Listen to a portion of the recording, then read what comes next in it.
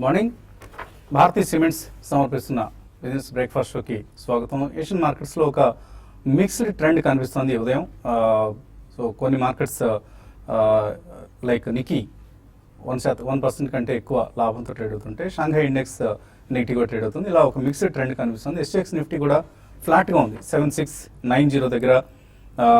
So నిన్న మాత్రం మనం ట్రేడింగ్లో ఒక సర్ప్రైజ్ ర్యాలీ చూసాం సెకండ్ హాఫ్లో, ప్రత్యేకించి లాస్ట్ 1 అవర్లో స్టాక్స్ భారీగా ర్యాలీ కావడం చూసాం. ఒక నిస్తేజంగా ఉంటుంది ఈ మండే అనుకున్నాం ఫస్ట్ హాఫ్ అంతా కూడా. సో చాలా ల్యాక్లస్టర్ ట్రేడింగ్ అందరూ ఎక్స్పెక్ట్ చేస్తే అటువంటి సెషన్ కాస్త ఒక్కసారిగా సర్ప్రైజ్ చేస్తూ ర్యాలీ రావడం జరిగింది. సెన్సెక్స్ సుమారుగా 350 పాయింట్లు, నిఫ్టీ కూడా 116 పాయింట్ల లాభంతో క్లోజ్ కావడం చూసాం. మళ్ళీ 7650 లెవెల్ను సక్సెస్ఫుల్గా నిఫ్టీ అధిగమించింది. సో మార్కెట్ ర్యాలీస్ గురించి ఎవరైనా అపనమ్మకం పెట్టుకుని ఉంటే వాళ్ళ అపనమ్మకాన్ని తప్పు అంటూ మార్కెట్స్లో ఒక ర్యాలీ రావడం చూసాం. సో సెన్సెక్స్, నిఫ్టీ, బ్యాంక్ నిఫ్టీ మూడు కూడా ఇప్పుడు 100-డే మూవింగ్ యావరేజ్ పైన ట్రేడ్ అవుతున్నాయి. చాలా స్టాక్స్ లైక్ మనం మిడ్ క్యాప్స్లో 52-వీక్ హైస్ని, ఆల్ టైమ్ హైస్ని డాక్టర్ లాల్ పాథ్లాబ్స్ లాంటి కంపెనీస్, కొత్త కంపెనీలు, అలాగే బజాజ్ ఫైనాన్స్ లాంటివి, హ్యావెల్స్ లాంటివి, బయోకాన్, ఇటువంటి మిడ్ క్యాప్ కౌంటర్స్ అన్ని కూడా చాలా చాలా స్ట్రాంగ్గా ఆల్ టైమ్ హైస్ని టచ్ చేయడం కూడా మనం చూస్తున్నాం. అండ్ FIS మళ్ళీ ట్రెండ్ రివర్స్ జరిగిందని అనుకోవచ్చు. 107 కోట్ల రూపాయలు స్వల్ప మొత్తంలో బై చేసినా కూడా బై ఫిగర్లోకి వచ్చారు మళ్ళీ సెల్ ఫిగర్స్ నుంచి. అలాగే డొమెస్టిక్ ఇన్స్టిట్యూషనల్ ఇన్వెస్టర్స్ 300 కోట్ల వర్త్ స్టాక్స్ని కొనడం కూడా చూసాం. అండ్ మరొక పాజిటివ్ న్యూస్ కూడా మార్కెట్స్లో ఎంతో కొంత ప్రభావం చూపించింది. స్కైమెట్, ఇది మన ఇండియన్ మెటలాజికల్ డిపార్ట్మెంట్ లాగానే స్కైమెట్ అనేది ఒక ఇంటర్నేషనల్ ఏజెన్సీ. ఈ మెటలాజికల్ ప్రెడిక్షన్స్ అంటే వాతావరణానికి సంబంధించిన అంచనాలను ప్రకటించే సంస్థ. ఈ సంస్థ చెప్పింది మాన్సూన్ ఫోర్కాస్ట్ ఆశాజనకంగానే ఉంది. 2 సంవత్సరాల ఎల్ నినో కండిషన్స్ తర్వాత ఇప్పుడు మంచి వర్షపాతాన్ని ఈ ఏడాదిలో at least if not in excessive rainfall, కనీసం ఒక మోస్తరు వర్షపాతాన్ని డెఫినెట్గా ఎక్స్పెక్ట్ చేయొచ్చు. ప్రత్యేకించి central India, parts of south central India, ఈ 2 భాగాల్లో కూడా మంచి వర్షపాతం నమోదే అవకాశం ఉందంటూ స్కైమెట్ ప్రతినిధి చెప్పడం జరిగింది. అయితే ఇంకా IMD ప్రెడిక్షన్స్ రావాలి, అవి ఏప్రిల్ 3rd వీక్లో వస్తాయి. ఈలోగా స్కైమెట్ ప్రెడిక్షన్స్ అనేవి మార్కెట్ మీద కొంత పాజిటివ్ ఇంపాక్ట్ చూపించబోతున్నాయి. ఇక ఎర్నింగ్ సీజన్ ఎలాగో ప్రారంభం కాబోతుంది. ఎర్నింగ్ సీజన్ ప్రారంభం కాబోతున్న నేపథ్యంలో IT స్టాక్స్లో నేను డెలివరీ బేస్డ్ బయింగ్ చూసాం. అంటే ఒక ఎర్నింగ్స్ రికవరీని బహుశా IT స్టాక్ కంపెనీస్ నుంచి మార్కెట్స్ ఎక్స్పెక్ట్ చేస్తున్నాయని మనం అర్థం చేసుకోవచ్చు. దీని మీద తర్వాత మనం ఎనలిస్ట్ అడిగి తెలుసుకుందాం. అలాగే నిఫ్టీకి సంబంధించి అయితే అందరూ కొంత లాస్ట్ 2-3 ట్రేడింగ్ సెషన్స్లో కొద్దిగా బేరిష్గా మారారు. 7300, 7400 లెవెల్స్కి వస్తుందని. కానీ వాటిని వమ్ము చేస్తూ ఆ నమ్మకాలని మార్కెట్స్ నిన్న 7517 ఏదైతే నిన్నటి లో లెవెల్ ఉందో అక్కడ నుంచి బాగా భారీగా కోలుకోవడం చూసాం. సో 7517 అనేది నిఫ్టీకి ఇప్పుడు ఒక సరికొత్త బేస్గా మనం భావించవచ్చు. 7500 కంటే ప్రస్తుతానికి కిందకు వచ్చే అవకాశాలు కనపడలేదు. అండ్ నిన్న వచ్చిన ర్యాలీ ఏదైతే ఉందో అది ఒక పాజిటివ్ డెవలప్మెంట్గా మనం తీసుకోవచ్చు. సో IT నెంబర్స్ రాబోతున్నాయి, అలాగే ఇతర కార్పొరేట్ ఎర్నింగ్స్ రాబోతున్నాయి. అండ్ ఎర్నింగ్స్ మీద ఉన్న ఒక పాజిటివ్ అంచనాలు Q3 కంటే కొంత Q4 బెటర్గా ఉండొచ్చేమో అన్న ఒక పాజిటివ్ అంచనా మార్కెట్స్లో ఉంది. అదే కనుక నిజంగానే జరిగితే మార్కెట్స్లో ర్యాలీ వస్తుంది. లేదు రిజల్ట్స్ నెగిటివ్గా డిసప్పాయింట్ చేస్తే మాత్రం డెఫినెట్గా ఫిజిల్ అవుట్ అయిపోతుంది ర్యాలీ. అండ్ లోవర్ లెవెల్స్ మనం చూసే అవకాశాన్ని కూడా కొట్టిపారేయలేం. బట్ ఓవరాల్గా షార్ట్స్ లాంగ్స్ పొజిషన్ చూస్తే ఇప్పుడు షార్ట్ సెల్లింగ్ బాగా బిల్డప్ అయింది మార్కెట్స్లో. కొంతమంది బేరిష్గా బిహేవ్ చేస్తున్న నేపథ్యంలో ఇది బుల్స్కి అనుకూలమైన పరిణామం. అండ్ FIS లాంగ్ పొజిషన్స్ కూడా 81% నెట్ లాంగ్స్ నుంచి ఇప్పుడు 56% నెట్ లాంగ్స్కి FIS రావడం చూసాం. సో హెడ్జింగ్ కంటిన్యూ అవుతుంది. పుట్ ఆప్షన్స్ వాళ్ళు కొంటూ కాల్స్ రైట్ చేస్తూ హెడ్ చేసుకుంటున్నారు తమ పొజిషన్స్ని. అలాగే మరొక బిగ్ లీప్ నిన్న మనం బ్యాంకింగ్ ఇండస్ట్రీకి సంబంధించి చూసాం. Net banking, debit cards, credit cards, వీటికి ప్రత్యామ్నాయంగా యునైటెడ్ పేమెంట్స్ ఇంటర్ఫేస్ అనే ఒక కొత్త పేమెంట్ విధానం త్వరలో అమల్లోకి రాబోతుంది. నిన్న దీన్ని బెంగళూరులో సాక్షాత్తు RBI governor, reserve bank governor Raghuram రాజన్నే దీన్ని ఆవిష్కరించడం జరిగింది. ఇది నెక్స్ట్ 1 yearలో బాగా వేగం పుంజుకొని టెక్నాలజికల్లీ బాగా ఎవల్యూషన్ వస్తుంది. ఒక బ్యాంకింగ్ రెవల్యూషన్ మన ముందు ఉంది. సో ఈ నేపథ్యంలో బ్యాంకింగ్ స్టాక్స్ దీనికి కొంత షార్ట్ టర్మ్ రియాక్షన్, 1-2 రోజుల రియాక్షన్ ఉండే అవకాశం ఉంది. ఇది బ్యాంకింగ్ స్టాక్స్ సంబంధించి, అలాగే IT స్టాక్స్ సంబంధించి అనుకున్నాం మనం. అలాగే టాటా స్టీల్ సంబంధించిన UK యూనిట్ని గ్రేబుల్ అనే ఒక ఇన్వెస్ట్మెంట్ కంపెనీ కొనుక్కుంది. దీంతో టాటా స్టీల్కి కొంత డెట్ బర్డెన్ తగ్గబోతోంది.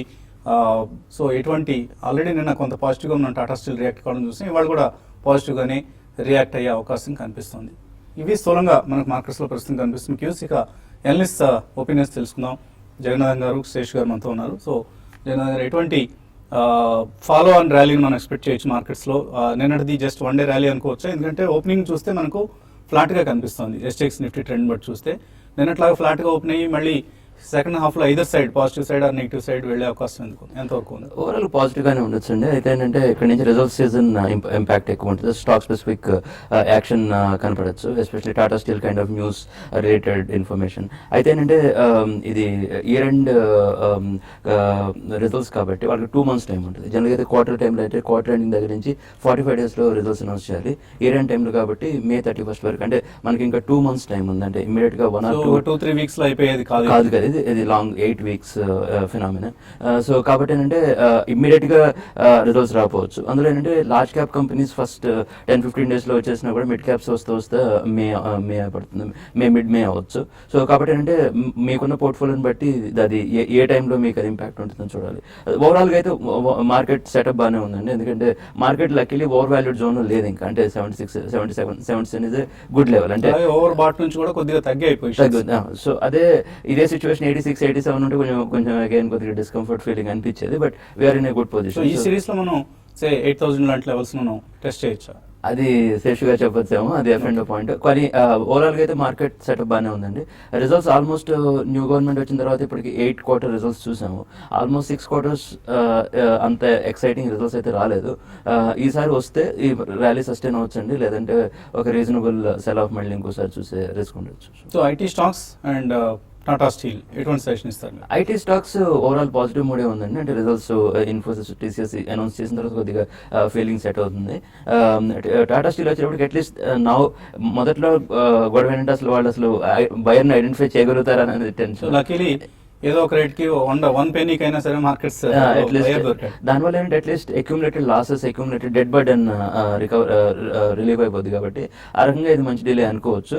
అయితే ఏంటంటే నిన్న deal only 1 part of the unit అన్నట్టు అనమాట. It's not whole deal. అంటే కన్సాలిడేటెడ్ రిజల్ట్స్ లో ఎఫెక్ట్ కనిపిస్తుంది. Long products unit అమ్మేసారు.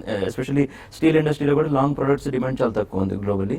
Railways, construction ఇండస్ట్రీలో వాడతారు. సో అది తక్కువ ఉండేటప్పటికి ఏంటంటే నిన్న అమ్మింది ఆ యూనిట్ కాబట్టి అంటే పెయిన్ పాయింట్ ఒకటి కొద్దిగా తగ్గింది అనుకోవచ్చు మనం ఒక రకంగా.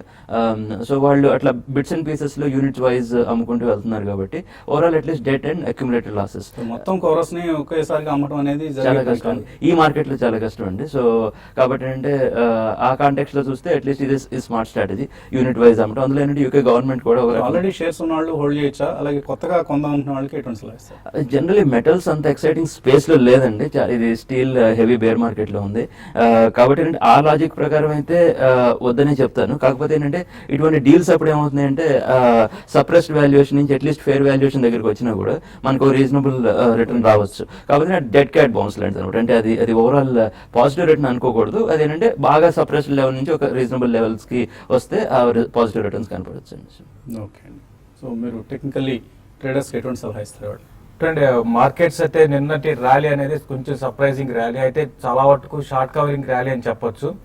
మనకి ఎంత ర్యాలీ వచ్చినా కూడా ఎఫ్ఐస్ కానీ చూస్తే ఈక్విటీలో బై చేసినా కూడా స్టాక్ ఫ్యూచర్లో 370 crores దాకా సెల్ చేశారు. ప్లస్ లాంగ్ అన్వైండింగ్స్ కూడా చూసాం. ఓపెన్ ఇంట్రెస్ట్ అంటే కొన్ని స్టాక్స్ మాత్రమే మనకి ఓపెన్ ఇంట్రెస్ట్ పెరిగింది. లైక్ హిండాల్కో ఒకటి, తర్వాత హ్యావెల్స్ ఒకటి. హ్యావెల్స్ చాలా స్ట్రాంగ్గా గత కొన్ని రోజులుగా వాల్యూమ్స్ జరిగాయి. నిన్న మాత్రం పర్సంటేజ్ పరంగా కూడా దగ్గరగా 3.5% దాకా పెరిగింది.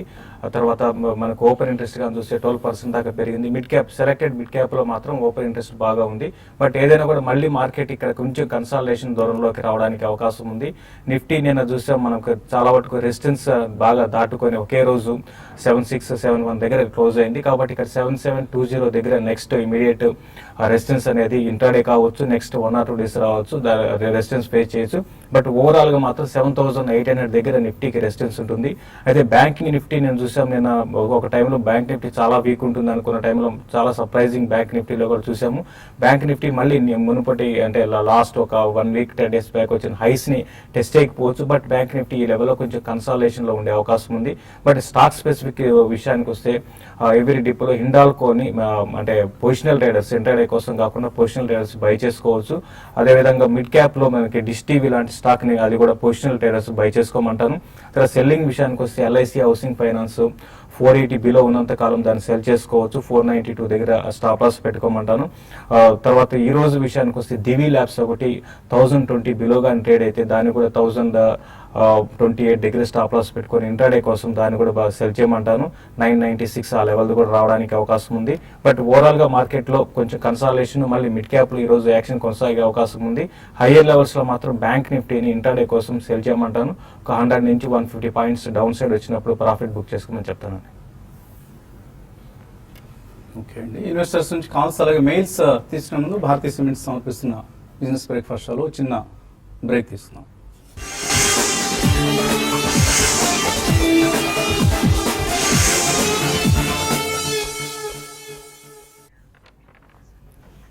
భారతీయ సిమెంట్స్ సమర్పిస్తున్న బిజినెస్ బ్రేక్ఫాస్ట్ షోకి తిరిగి స్వాగతం. కాలర్స్ లైన్లో ఉన్నారు. మొదటి కాలర్ పశ్చిమ గోదావరి జిల్లా నుంచి Ravindra. Hello. Hello, good morning sir, all of you. నేను బ్యాంక్ 50 షాక్ ఉన్నాను సార్. అలాగే ఐఆర్బి ఇన్ఫ్రా 222లో బయింగ్ లో ఉన్నా. 2 పొజిషన్లు ఫ్యూచర్స్ లోనే. ఈ పొజిషన్ లో మొదటిది ఏదన్నారు? ఎస్ బ్యాంక్ అండి, ఎస్ బ్యాంక్ 850 షాక్ ఉన్నారు. Okay okay, Yes Bank short sell చేశారు. ఐఆర్బి ఇన్ఫ్రా లాంగ్ పొజిషన్ ఉంది. చూడండి, ఐఆర్బి ఇన్ఫ్రా మీరు లాంగ్ పొజిషన్స్ మీరు హోల్డ్ చేయమని చెప్తానండి. 220 అనేది దీనికి బాగా దీనికి సపోర్ట్ అండ్ రెసిస్టెన్స్ జోన్ గా చెప్పొచ్చు. అయితే ఒక 2 days బ్యాక్ దాని బ్రేక్ దాని బిలో వచ్చినా కూడా మళ్ళీ నిన్నటి రోజు చాలా స్ట్రాంగ్ గా దాని పైన క్లోజ్ అయింది. అయితే ఇంతకు ముందు లాగా ఐఆర్బి ఇన్ఫ్రా లాస్ట్ అంటే మనకి ఎలక్షన్ రిజల్ట్ ముందు మోడీ గవర్నమెంట్ అన్న ఒక పెద్ద ర్యాలీ చూసామండి. ఆ తర్వాత అక్కడ నుంచి చాలా స్టేబుల్ గా ఉంది. అటు డౌన్ సైడ్ లేదు, అప్ సైడ్ లేదు. అయితే నెక్స్ట్ అప్ ట్రెండ్ లో 240 దాకా రావచ్చు. బట్ చూడండి, మార్కెట్ కూడా కొంచెం ఏంటంటే వోల్టాలిటీ ఎక్కువ ఉంది కాబట్టి మీరు 220 దగ్గర స్టాప్ లాస్ పెట్టుకుని హోల్డ్ చేయండి. 228 అండ్ 232 నెక్స్ట్ లెవెల్స్ గా చెప్పొచ్చు. ఎస్ బ్యాంక్ విషయానికి వస్తే ఎస్ బ్యాంక్ 860 దగ్గర బాగా రెసిస్టెన్స్ ఫేస్ చేయొచ్చండి. బాగా ఓవర్ బాట్ జోన్ లో ఉన్న బ్యాంకింగ్ స్టాక్స్ లో ఇది ఒకటి నెంబర్ 1 పొజిషన్ లో ఉందని చెప్పొచ్చు. అయితే ఒకటి గమనించండి, ఎక్కువ షార్ట్లు కూడా దీంట్లో ఉన్నాయి. నెక్స్ట్ 1 or 2 days లో 840 లెవెల్స్ కానీ బ్రేక్ కాకపోతే మాత్రం ఇది ఇంకా పెరిగే అవకాశం ఉంది. 840 కానీ బ్రేక్ అయిందంటే క్లోజర్ గా 828 ఆ లెవెల్స్ దాకా రావచ్చు. అక్కడ మీ షార్ట్ ని క్లోజ్ చేయండి. ప్రస్తుతం అయితే కొంచెం అప్ ట్రెండ్ లో ఉందని చెప్పొచ్చు అండి ఎస్ బ్యాంక్. తర్వాత కాలం నెల్లూరు నుంచి మార్కండేయ రెడ్డి. హలో. హలో అడగండి Markandeya Reddy. Good morning sir. Good morning, అడగండి సార్. ఓరికమ్ ఎంటర్ప్రైజెస్ నిన్న కుటుంబరావు గారు రికమెండ్ చేశారు సార్. కుటుంబాలు రికమెండ్ చేస్తారంటే మళ్ళీ మేము దాన్ని సపోర్ట్ ఎండోస్ చేయటం ఏంటి? ఆయన చేశారంటే డెఫినెట్లీ మంచి కంపెనీ అయినా రికమెండ్ చేస్తారు కదండి. అదే అదే సార్, అదే అంటే ఏమండి, టీవీ వాల్యూమ్ తగ్గించండి. మీరు ఫోన్లో మాట్లాడేందుకు ప్రయత్నం చేయండి. సార్ ఎస్బీఐ కూడా ఎస్బీఐ కోసం ఎస్బీఐ తీసుకోవచ్చా సార్ ఈ రేట్లో? ఎస్బీఐ దేనికోసం? ట్రేడింగ్ కోసం అడుగుతున్నారా, ఇన్వెస్ట్మెంట్ కోసం అండి? ఇన్వెస్ట్మెంట్. ఎంతకాలం హోల్డ్ చేస్తారు? 1 year sir, 1 year 2 years.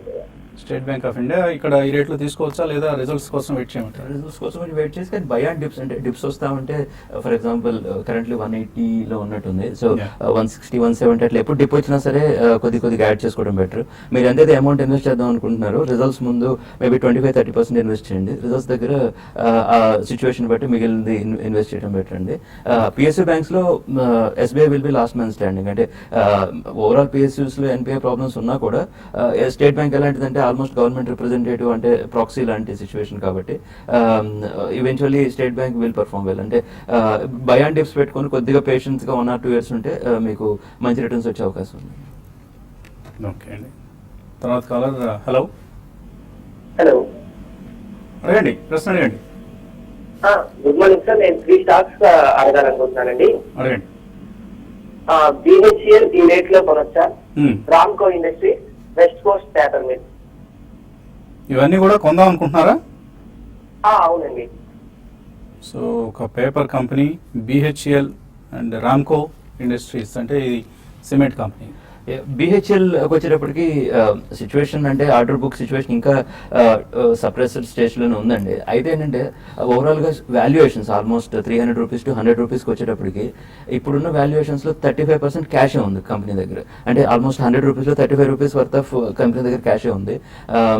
Situation on the ground performance ఇంకా ఆర్డర్ బుక్స్ ఇంకా పికప్ అవ్వలేదు, కానీ వాల్యుయేషన్స్ కిందకు వచ్చేటప్పుడు క్యాపెక్స్ సైకిల్స్ రివర్స్ అయ్యాయి, ఇక్కడ నుంచి మళ్ళీ క్యాపెక్స్ బిగిన్ కాబోతుందన్న ఇండికేషన్స్ వస్తున్నాయి. రైట్, అంటే అది క్యాపెక్స్ సైకిల్ డెఫినెట్ గా ఇండికేషన్ ఉందండి.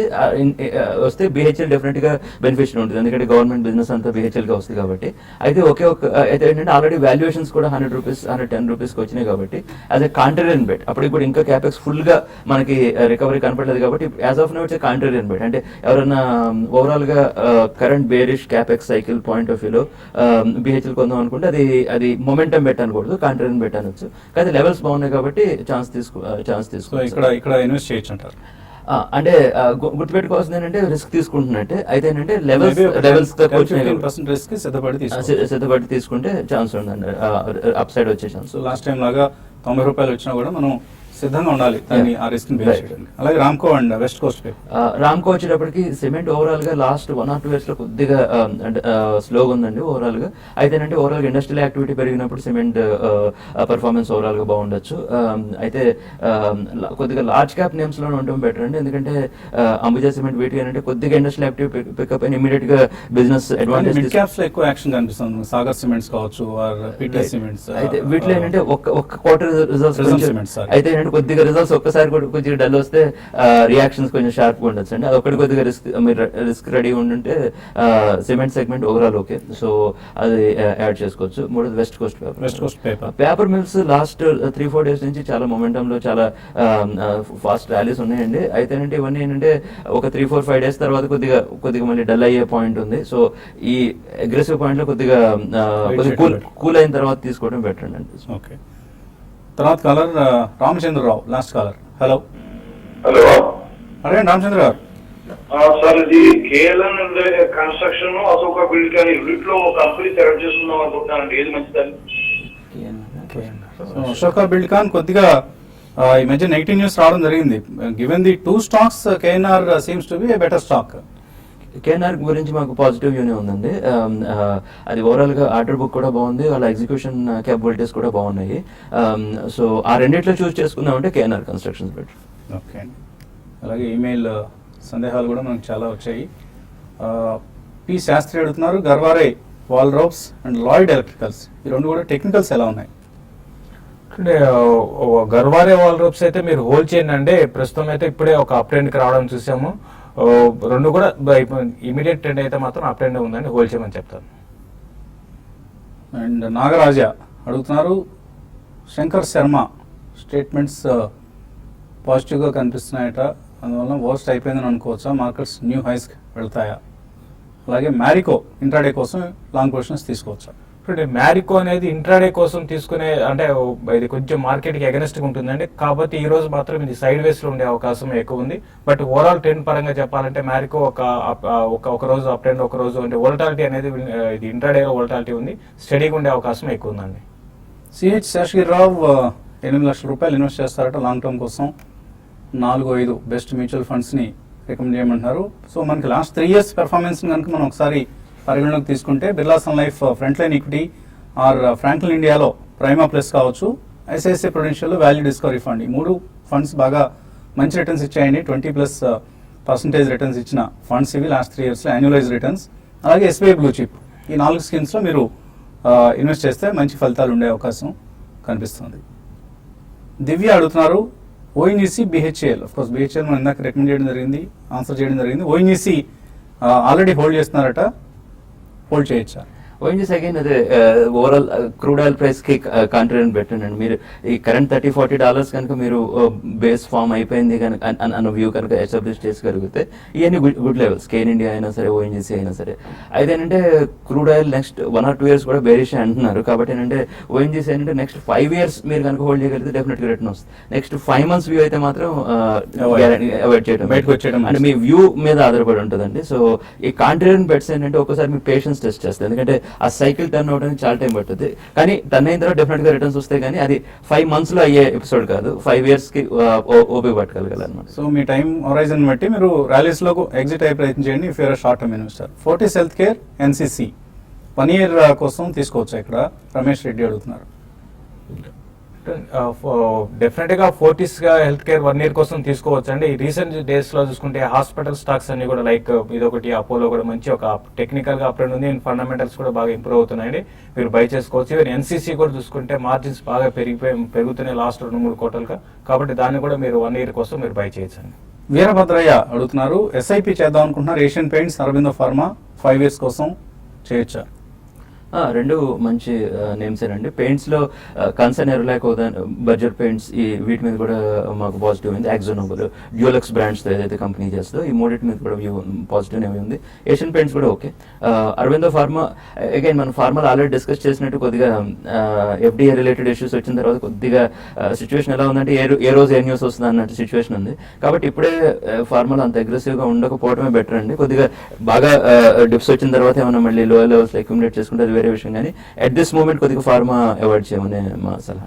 అనిల్ ప్రసాద్, నితిన్ ఫైర్ కొన్నారట 41 రూపాయల దగ్గర, ఇప్పుడు 32 రూపాయల దగ్గర యావరేజ్ చేసుకోవచ్చా? నితిన్ ఫైర్ అంటే మీరు యావరేజ్ లాంగ్ టర్మ్ కోసం అయితే మీరు యావరేజ్ చేసుకోవచ్చు అండి. ఫండమెంటల్స్ మరీ గొప్పగా కాకపోయినా కూడా పర్లేదని చెప్పి అనుకోవచ్చు. అయితే ఇమీడియట్ అప్ ట్రెండ్ అయితే ఉండదు, మధ్య మధ్యలో స్పర్స్ వస్తుంటాయి, స్పైక్స్ వస్తాయి, అవి వచ్చినప్పుడు మీరు ఎగ్జిట్ అయిపోయితే యావరేజ్ చేసుకోవాలి.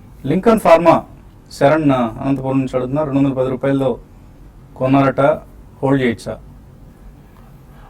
లింకన్ ఫార్మా మీకు ఒక 150 లెవెల్స్ నుంచి 300 దాకా వెళ్ళి ఇప్పుడు బాగా కరెక్ట్ అయిందండి, హోల్డ్ చేయొచ్చు అండి. పెద్ద డౌన్ సైడ్ అయితే ఇక్కడ నుంచి ఉండకపోవచ్చు. ఇప్పుడే మనం చూస్తున్నాం మిడ్ క్యాప్ యాక్షన్ బాగుంది. అయితే ఒకటి ఫార్మా స్టాక్స్ ఇంతకు ముందులాగా పెరగకుండా దృష్టిలో పెట్టుకొని మీరు ఇన్వెస్ట్ చేసుకోండి, లేదంటే ప్రస్తుతం అయితే హోల్డ్ చేయండి ఉన్న పొజిషన్.